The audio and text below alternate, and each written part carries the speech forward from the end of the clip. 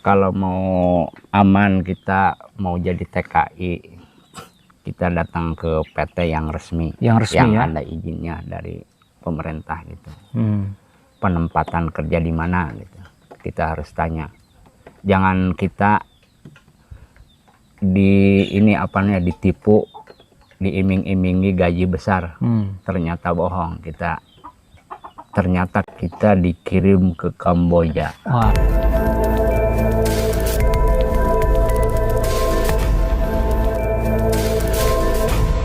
Assalamualaikum warahmatullahi wabarakatuh. Hari ini kita masih berada di Danau Karian, di Desa Luwuk ya Kak Haji ya? Di Kampung Ciluwuk, Desa Pajagan. Oke, bersama Kang Haji Dindin Wahyudin. Kita akan ngobrol-ngobrol tentang tenaga kerja Indonesia. Nah, Kak Haji Dindin ini dulu pernah bekerja di Arab Saudi ya, jadi TKI, jadi PMI. Nah, mungkin ada juga dari pemirsa yang mungkin ada minat kerja ke sana. Nah, kita kepoin dulu Kak Haji nih dari sisi aturan ataupun juga regulasi hukumnya ya. Nah, Kak Haji, waktu berangkat ke sana itu pastinya legal kan? Lewat agen atau sendiri itu? Lewat agen PT gitu di Jakarta. Gitu. Oh, lewat agen. Jadi resmi ya? Resmi. Mereka punya izin ya untuk menyalurkan tenaga kerja ke negara-negara luar itu ya? Iya. Nah, kalau kita ingin lewat PT ya, agen penyaluran TKI, itu kita bayar apa gratis tuh Kak Haji? Tentu bayar kalau proses ke sana. Bayar itu ya? Laki-laki itu bayar. Kalau perempuan bisa gratis. Oh, perempuan bisa gratis? Ya. Kenapa bisa berbeda laki-laki bayar, perempuan gratis? Karena perempuan itu di sana udah dibayar sama bosnya itu, sama majikan. Dibayar? Ya. Kalau kita yang bayar berarti? Bayar ke PT yang ada di Jakarta. Oh gitu. Jadi perempuan itu yang pekerja rumah gitu, TKW, dibayar dari sana, dari bosnya ke PT gitu. Kontrak 2 tahun. Nah, kalau skill misalkan yang dibutuhkan nih sebagai apa, itu yang menyalurkan PT juga. Ya. Ya. Kita kerja di sana kalau mau legal kita harus punya skill, harus punya kompetensi, harus punya kemampuan ya. Keahlian kita apa di sana, yang dibutuhkan keahlian di sana apa gitu.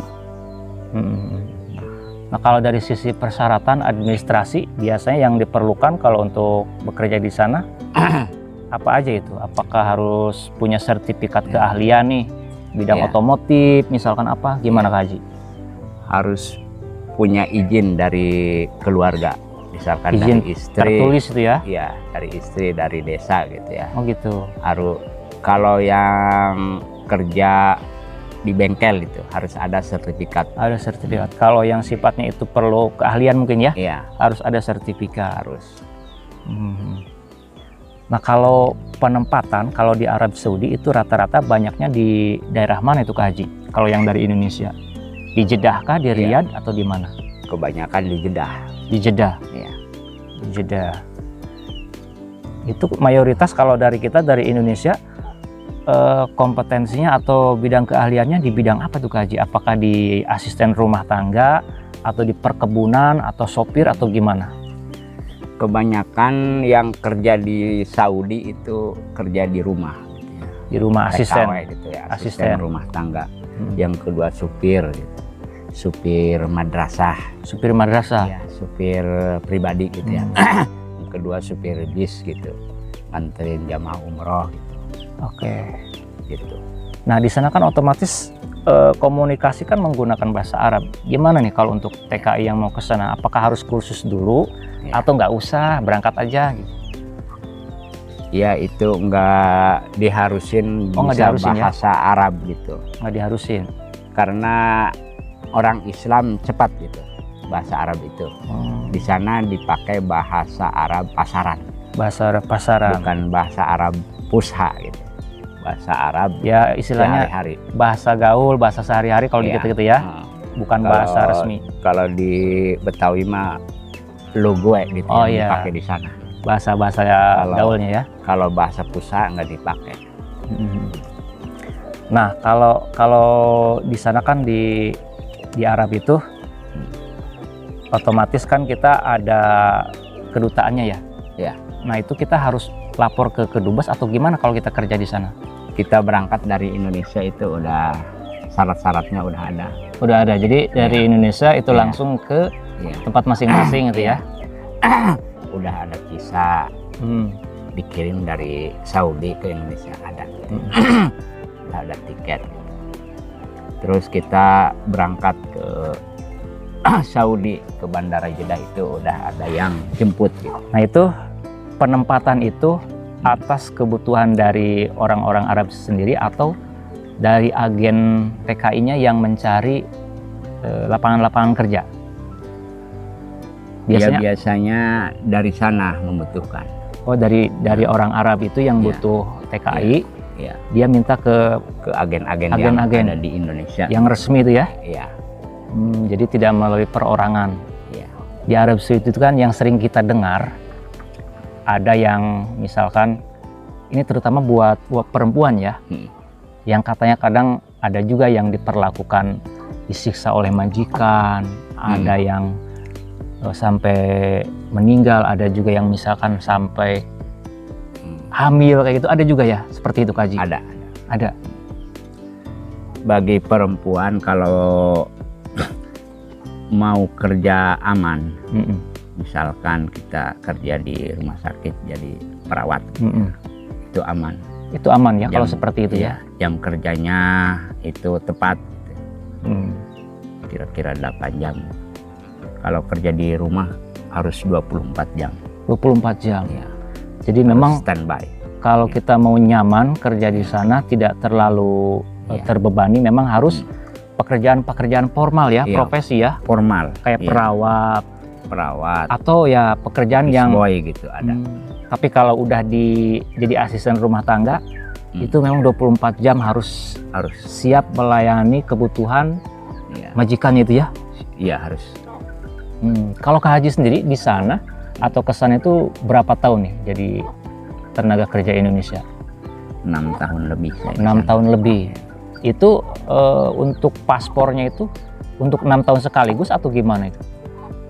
Paspor 5 tahun bisa diperpanjang. Oh iya, karena kan untuk paspor itu kan 5 tahun ya berlakunya ya? Iya. Kalau mau habis kita harus perpanjang dulu. Iya. Kalau kontrak kerja itu 2 tahun. Kontrak kerja 2 tahun. Meskipun kita sebagai asisten rumah tangga tetap ada kontraknya juga? Ada. 2 tahun. Kalau Kak Haji sendiri nih, boleh nggak cerita-cerita dulu kerja di sana, kerja apa, terus ada pengalaman-pengalaman yang gimana gitu, yang seru, yang unik, atau yang menyedihkan, suka dukanya gimana Kak Haji? Ya.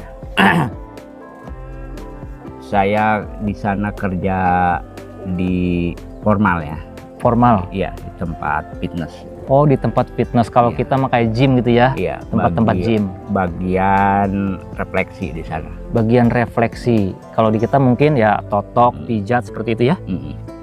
Terus gimana? Suka dukanya di sana, ya sukanya kita di sana gaji lumayan gitu ya. Oh, gitu ya. Setara berapa juta kalau di Indonesia sebulannya? Kalau di Indonesia kira-kira 10 lah. 10 juta untuk 1 bulan di Arab itu ya? Iya. Itu di tempat Kak Haji kerja di gym tadi? Iya. Kalau sekarang itu bisa lebih dari 10. Bisa lebih dari 10 juta. Jadi semakin lama tentu akan semakin meningkat ya? Iya. Teman-teman juga masih banyak yang di sana. Masih ada yang di sana, belum ada yang pulang? Belum. Nah, ada nggak dari tenaga kerja kita Indonesia yang mungkin karena nyaman di sana akhirnya nggak pulang-pulang sampai jadi warga negara Arab? Ada nggak? Kalau jadi warga negara Arab di sana nggak bisa. Oh, nggak bisa ya? Ya. Kalau kerja mau netap di situ bisa. Gitu. Asalkan kita di sana punya pekerjaan, punya penghasilan gitu. Bisa kita bayar tempat tinggal di sana. Kalau Kak Haji di sana dulu tinggalnya apakah ngontrak, apartemen atau gimana? Udah ada di sana tempat tidurnya, udah ada. Udah disediain sama bos. Oh, sama bos gym itu sendiri? Iya. Ada. Kalau komunikasi sama bosnya gimana? Tentu pakai bahasa Arab kan? Bahasa Arab. Tapi kan gimana itu? Bisa tapi lama kelamaan bisa ya bahasa Arab di sana ya? Iya, nggak sulit sih kalau Nggak bahasa sulit. Arab. Apalagi pernah ngaji di pondok gitu ya. Oh iya, Kak Haji Itu ini, cepat Kak Haji nangkap. ini kan alumni pesantren Al Mizan yang mana berlaku kesehariannya bahasa Arab. Jadi ketika kerja di sana nggak terlalu lama untuk beradaptasi, terutama masalah komunikasi bahasa Arabnya ya. Iya. Gitu.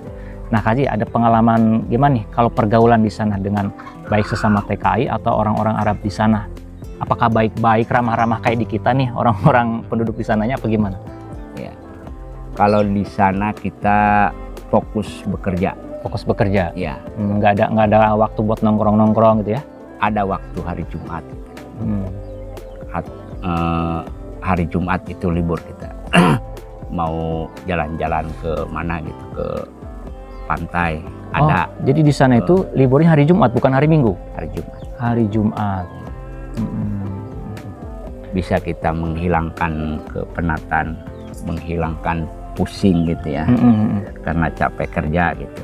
Bisa kita hari libur itu dipakai Oke. untuk ke pantai, mancing gitu ya. Jalan-jalan ke mall bisa. Nah, di sana kan tentu banyak juga nih warga negara kita ini ya di TKI. Biasanya kegiatannya apa aja kalau sesama TKI di sana? Apakah bikin komunitas atau apa gitu? Ngadain acara apa gitu? Ada di sana juga. Ada. Pertandingan gitu. Apa namanya? Perlombaan gitu ya? Perlombaan. Kalau Agustusan sepak bola. gimana? Ada. Ada peringatan Agustus juga di sana? Ada upacara juga Oh, ada upacara. di KJRI gitu. Di KBRI itu suka ngadain upacara. Suka ada perlombaan merayakan Idul itu apa? Agustusan itu ya? Agustusan ya. Kalau misalkan Lebaran nih, pas nggak pulang, tuh ngapain aja tuh? Ya sama teman-teman aja kumpul-kumpul gitu. Kalau Sunda mengaliwat gitu ya. Dari rumah teman gitu kita kumpul-kumpul. Nggak kerasa 2 tahun 3 tahun nggak kerasa kalau kita waktu itu dipakai silaturahmi, dipakai kegiatan olahraga, pertandingan gitu. Banyak kegiatan di luar negeri juga. Oke. Nggak kalah sama di Indonesia. Banyak. Nah, kalau misalkan dari pihak KJRI atau KBRI itu ada peraturan tertentu nggak? Misalkan TKI yang di Arab harus ada lapor misalkan setahun sekali atau gimana? Atau ada iuran-iuran di KBRI, ada nggak pungutan-pungutan buat TKI di sana? Nggak ada. Nggak ada pungutan, nggak ada iuran apapun? Nggak ada. Nggak harus wajib lapor setahun sekali nggak ya? Nggak. Kecuali kita ada kasus kita kabur gitu. Otomatis di sana kita statusnya ilegal. Ilegal. Bisa kita ngurus-ngurus kepulangan. Ke Kepulangan KBRI. mandiri gitu. Kita lapor ke KBRI, ke KJRI bisa diurus-urus. Ada prosesnya juga di situ. Tentunya harus pakai biaya kalau mau cepet-cepet prosesnya. Nah, Kak Haji, untuk berangkat jadi TKI ke Arab Saudi, tadi kan bayar kalau laki-laki ya? Iya. Itu kisarannya berapa tuh Kak Haji? Kalau untuk laki-laki itu? Kalau dulu kisaran 15 juta. 15 juta? Kalau sekarang katanya udah nyampe 20-25 jutaan. Jadi kalau kita kerja ke sana tentu harus punya uang tentu ya. Iya, harus Selain kita bayar ke KJRI, tentu kita harus nyiapin ini nggak, misalkan bekal buat di sana atau gimana? ya kita harus persiapan sebelum berangkat itu. Sebelum kita kan di sana gaji ya, sistemnya bulanan. Otomatis kita harus punya bekal dulu sebelum punya uang gitu. Harus bawa kita dari Indo. Nah, ada pengalaman unik nggak selama bekerja di gym di sana? Apa? Pengalaman ya di sana kan tempat gym itu luas gitu. Luas. Kita bekerja di situ. Setelah bekerja kita bisa olahraga di situ.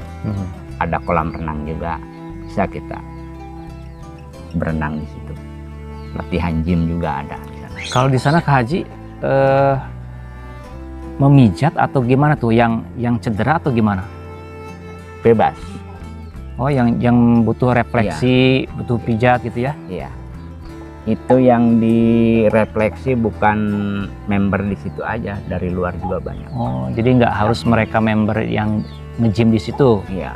Dari manapun itu Dari bisa. luar, Pak. Iya, bisa. Tapi itu bayarnya langsung ke kita sendiri atau misalkan ke kasir? Kasir ada. Oh, ada kasirnya, Ada resepsionisnya. ada resepsionisnya. Kecuali uang tip itu masuk ke kita. Oh, jadi ada juga uang tip gitu ya? Ada, ya. Ada. Tapi Kak Haji cuman mijit cowok doang kan, nggak mijit cewek? Cowok. Cowok aja ya. Hmm. Oke.